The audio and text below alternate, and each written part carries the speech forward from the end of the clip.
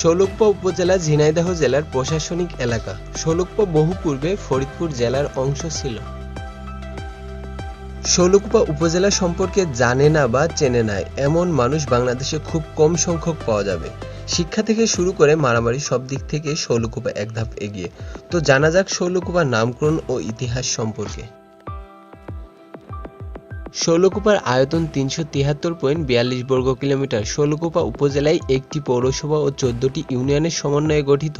এটি প্রধানত কৃষি নির্ভর উপজেলা। এখানে ধান, পেঁয়াজ, গম এছাড়াও কিছু এলাকা দিয়ে প্রচুর সবজি চাষ করা হয়।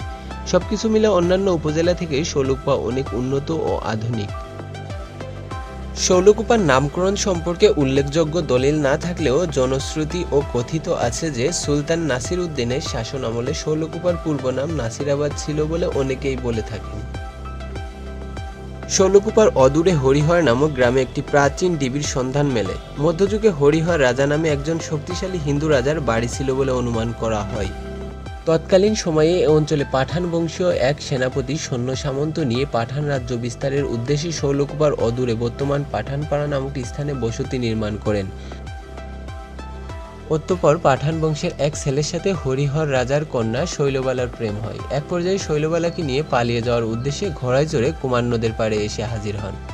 রাজা হরিহর মেয়েকে খোঁজার উদ্দেশ্যে বিভিন্ন এলাকায় লোক লস্কর পাঠান। রাজার লোকজনের হাতে শৈলবালা ও তার প্রেমিক ধরা পড়ে।